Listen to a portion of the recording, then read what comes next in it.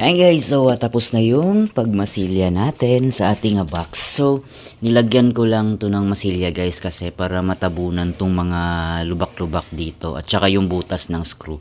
So, yung ginamit ko na pang masilya guys is semento lang, powder cement, tapos yung wood glue, tapos konting tubig. Hinalo ko lang. And then pag tama na yung lapot guys, tinira ko na dito. Ayan, so yung gagawin natin is magra-router tayo para mag-round to. Alright. So, kinakailangan guys na i-router natin at pagkatapos ay sanding para smooth and round yung finish ng edge natin. Alright.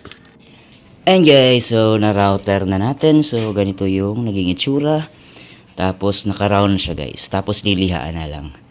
Ayan, so update lang tayo sa mga susunod na video nito guys. Yung pag-textured painting.